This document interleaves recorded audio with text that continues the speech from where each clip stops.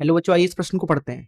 बोला जा रहा है किसी प्रकाश स्रोत L से प्रकाश का एक किरण पुंज उससे x दूरी पर स्थित एक समतल दर्पण पर लंबवत पड़ता है। इस किरण पुंज के वापस परावर्तन से स्रोत L के ठीक ऊपर स्थित एक पैमाने यानी स्केल पर प्रकाश का एक बिंदु बनता है।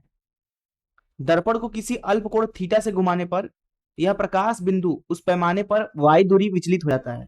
तो बोला रहा है थीटा का मान होगा, पहला ऑप्शन है y भागे 2x, दूसरा ऑप्शन है y भागे x, तीसरा ऑप्शन है x भागे 2y और चौथा ऑप्शन है x भागे y। आइए इस प्रश्न की मुख्य अवधारणा की चर्चा करें। मुख्य अवधारणा, यहाँ पे हमें एक चीज समझना है। मान लीजिए कोई एक दर्पण है इस तरीके से, समतल दर्पण, और इस पे कोई एक किरण आपतित हो रही है इस तरीके से। मान लीजिए कि थीटा कोण पर आपतित हो रही है, तो वो इस तरीके से जाएगी थीटा कोण पर ही। लेकिन क्या हो कि हम इस दर्पण को डेल्टा कोण से घुमा दें।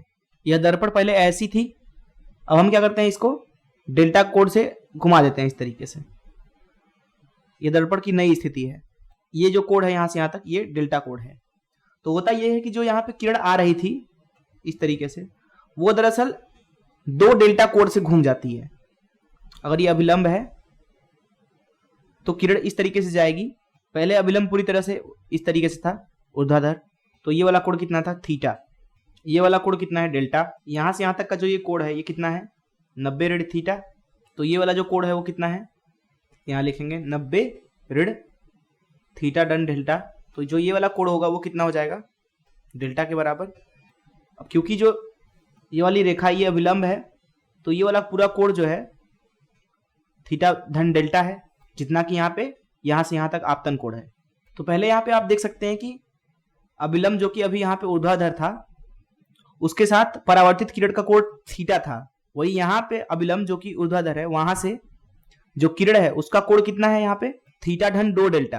अर्थात किरण जो है वो 2 डेल्टा से घूम गई जब हमने दर्पण को डेल्टा से घुमाया। तो ये चीज आप याद रख लें दिमाग में कि जब आप यहाँ पे लिख देते हैं, जब आप दर्पण को डेल्टा कोण से घुमाओगे तो किरण जो है, किरण क्या होगी, 2 डेल्टा से घूम जाएगी। यहाँ पे इसको घुमाया डेल्टा कोण से, तो यहाँ किरण जो है वो 2 डेल्टा से घूम गया। तो इस मुख्य धारा से चलिए प्रश्न को हल करते हैं। प्रश्न में हमसे बोला जा रहा है कि एक दर्पण है इस तरीके से, ठीक है। यहाँ पर एक स्रोत है इस तरीके से L, इसके पीछे एक स्केल है इस तरीके से, मान लीजिए मापक। बोला जा रहा है कि एक किरण निकली इससे इस तरीके से, अभिलंबवत गिरी और वापस आ गई इस तरीके से। फिर हमने क्या किया, दर्पण को थीटा से घुमा दिया। तो मान लीजिए इस तरीके से आपने थीटा से इसको घुमा दिया, ये जो कोण है यहाँ से ये थीटा है। तो सीधी सी बात है कि जो किरण होगी वो 2 थीटा से घूम जाएगी। तो किरण मान लीजिए अब इस तरीके से जाता है परावर्तित होकर के इस तरीके से, तो ये वाला कोण कितना होगा, 2 थीटा।